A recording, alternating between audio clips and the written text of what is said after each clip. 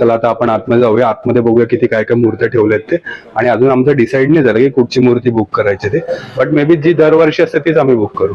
चला. खरंच अप्रतिम आहे. आणि काका जे डोळे बनवतात ना गणपती बाप्पाचे, म्हणजे डोळ्यांची जी आखणी करतात ना, खरंच त्याला तोड नाही आहे. हे बघा. तर मित्रांनो, आपण दरवर्षी ना केपी आर्ट्स मधून मूर्ती बुक करतो. आणि हे कुणाल पाटील जे केपी आर्ट्सचे सर्व आहेत. बाप्पाची मूर्ती तुम्ही मगाशी बघितली आहे, जी आमची आहे ती आम्ही तुम्हाला दाखवणार नाही, ती शेवटला तुम्हाला दाखवणार जेव्हा गणपती बाप्पा घ्यायला होते तेव्हा. तर त्यांच्याकडे आम्ही जवळजवळ 16 वर्ष मूर्ती घेतोय. मूर्ती खूप सुंदर असते. यांचे सार्वजनिक गणपती पण खूप छान असतात आणि छोट्या मूर्त्या पण खूप सुंदर असतात. पण सार्वजनिक गणपती आता तुम्हाला नाही राखू शकत, कारण त्यांना पण अलाव नाही आणि आम्हाला पण अलाव नाही. मंडळांची रिक्वायरमेंट तशी असते ना, कारण त्यांना पण फोटो रिव्हील करायचे नसतात. त्याच्यामुळे जेव्हा इथून सार्वजनिक गणपती निघतील तेव्हा आम्ही व्हिडिओ घेऊ नक्कीच दाखवू आमच्या ब्लॉगमध्ये. सो नेक्स्ट टाइम आम्ही जेव्हा पण येऊ तेव्हा आम्ही तुम्हाला नक्कीच हा व्हिडिओ शेअर करू. कुणाला तुम्ही किती वर्षापासून आहात या फील्ड मध्ये तरी साधारण? माझं तसं म्हणायला गेलं तर मी लहानपणापासूनच हे करतोय. बाबांपासून हा वर्कशॉप सुरू आहे. म्हणजे ऑलमोस्ट आता 50-1 वर्ष पूर्ण झाली. आणि ज्या पद्धतीने आपण म्हणतोय की त्रिमूर्ती आर्ट्स हे मूळ वर्कशॉप आमचं पहिल्यापासून आहे. पण मी त्याचं एक वेगळं सेक्शन केपी आर्ट्स म्हणून चालू केलं. जसं माझ्या कॉलेजमधनं GD आर्ट कम्प्लीट झालं, तर थोडंसं अपग्रेड व्हर्जन असंच काहीतरी करायचं होतं. आणि पारंपरिक जे गणपती आपण वसईमध्ये जे बघत आलो ते तर आपण करायचोच, पण त्याला एक थोडंसं एक अपग्रेड टेक्निकली थोडंसं अजून शार्प छान असं करायचं होतं. तर ते लॉन्च करताना मी थोडंसं स्वतःची कंपनी बिल्टअप केली. की आपण नेहमी म्हणतो की जुन्या गोष्टी ज्या असतात ती लेगसी तर राहिलीच पाहिजे. सो म्हणून आपण ते छोट्या मूर्त्यांचं जे घरगुतीचं सेक्शन जे आहे ते तसंच ठेवलेलं आहे त्रिमूर्ती आर्ट्स. सार्वजनिक जे सेक्शन आहे त्याला आपण केपी आर्ट्स म्हणून हे करतो. पण त्याच्यामध्ये पण देखील आपण घरगुती मूर्त्या आपण करतो. पण ते कसे थोडेसे कस्टमाइज असतात. आणि जशा मोठ्या मूर्तींची जी टाईप असते किंवा स्टाईल असते त्याला आपण त्याच्यामध्ये रिक्रिएट करतो.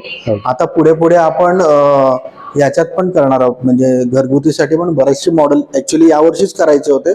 पण इश्यूज असा होता की जसा तुम्ही आता जे वॉरची सिच्युएशन बघताय त्याच्यामुळे जेव्हा सार्वजनिक जेव्हा मंडळाची मूर्ती येते तेव्हा कसं असतं की त्याच्यामध्ये वर्गणी काढून ते लोक बिदागी देतात. थोडे लिमिटेशन्स येतात. आणि तिकडे कसं फिनान्सचं थोडाफार फ्लेक्झिबिलिटी असते.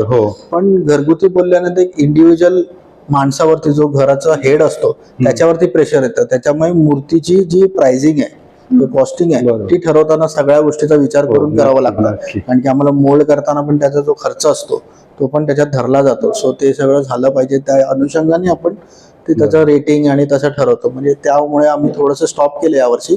नेक्स्ट इयर बघूया, जर सिच्युएशन सगळी छान झाली अजून अशा टाईपचे मॉडेल्स किंवा आपण शक्यतो थोडंसं आता पारंपरिक मॉडेल वरती आलोय की ज्याच्यामध्ये सिमेट्री असायला पाहिजे. आणि देता घेता हात तर तुम्हाला बघायला मिळेल की पूर्वी खूप काहीतरी व्हेरिएशन असायचे. राधा कृष्ण वगैरे असे टाइप्स असायचे. टिटवाळा प्रकार असायचे. पण आता त्याच्यामध्ये राजपेशवा टाईप किंवा दगडूशेठ, जसं आता हे मॉडेल आहे ते सिद्धिविनायक आणि दगडूशेठ याचं मिक्सर मॉडेल आहे. सो आम्ही त्याला HD म्हणतो. पण याच्यातले बरेच प्रकार येतील थोड्याशा माझ्या हातातल्या टच मधले. होप्स बघूयात आता बाप्पा कसं काय करून. नक्की मित्रांनो, आम्ही जेव्हा दरवर्षी आमच्याकडे गणपती असतो आम्हाला आमचे तुमच्या इकडच्या मूर्त्यांचे डोळे बघूनच समजतात की पाटलांचा गणपती आहे. म्हणजे कुठेही असं गेलं ना की त्यांना माहिती आहे की केपी आर्ट त्रिमूर्ती आर्टचा ही मूर्ती आहे, लगेच ओळखतात. स्पेशली डोळे इतके सुंदर असतात ना. थँक्यू. आमचं तर ठरलेलंच आहे, प्रश्नच नाही. इन फ्युचर आमच्या घरी म्हणजे आमचं हे कसं माझ्या मम्मीकडे येतो गणपती. आमच्या घरी जेव्हा येणार तेव्हा मी पहिल्याच तिच्याकडे सांगून ठेवते की इकडूनच असतात. नाही, आणि ज्या पद्धतीने तुमच्यासारखे एक लाईन आमच्या बरोबर जे बांधले गेले आहेत, म्हणजे तेव्हा तर सोशल मीडिया देखील नव्हतं. तर वडिलांपासून किंवा भावांपासून जी लेगसी चालत आली आहे की एक एक करून तो, कारण की पूर्वी कसं होतं घरातला गणपती चेंज करायचे एखाद्या वेगळ्या वर्कशॉपमध्ये जायचं, ती एवढी सोपी पद्धत नव्हती. सगळ्या काकांना विचारावं, सगळ्या भावंडांना विचारायचं की नक्की आपण इकडे जायचं का, सगळ्यांना कन्व्हिन्स करायचं. आणि आता सोशल मीडिया कसं त्याच्यामुळे ते इझी झालेलं आहे. लोकांना काही वेगळं दिसलं लगेच लोक डिसिजन चेंज करतात. ती फ्लेक्झिबिलिटी वाढलेली आहे. पण जे आपले पूर्वजात जे मंडळ आपलं जे घरगुती क्लायंट आहेत ते आजही त्याच्याप्रमाणे आमच्याकडे मेंटेन आहेत आणि आपण त्याच पद्धतीने त्यांना ट्रीट करतो. तुम्ही आवर्जून कधीही या. पण थोडंसं साईजमध्ये लिमिटेशन आहे.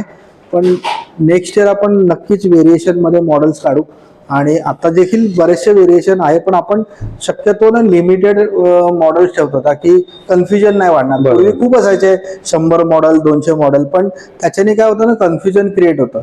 आणि आता जे सिम्प्लिसिटी जी राहते ना ती थोडंसं मेंटेन करायचा प्रयत्न करतो. बाकी तुम्ही कधी पण व्हिजिट करू शकता. थँक्यू. चालेल, थँक्यू सो मच. काही आमचं ना गणपती बुक करून झालेला आहे. ही सुंदर मूर्ती पण आम्हाला आवडलेली, पण हाईट जास्त असल्यामुळे ते नाही मॅनेज होऊ शकत. तर आमच्या चॅनलला सबस्क्राईब करा, लाईक करा, शेअर करा. लाईफ विथ अदितीला इंस्टाग्राम आणि फेसबुकवरती फॉलो पण करा, यूट्यूबला सबस्क्राईब पण करा. तर तुम्हाला हा व्हिडिओ तर नक्कीच आवडला असेल आमचा. बाय.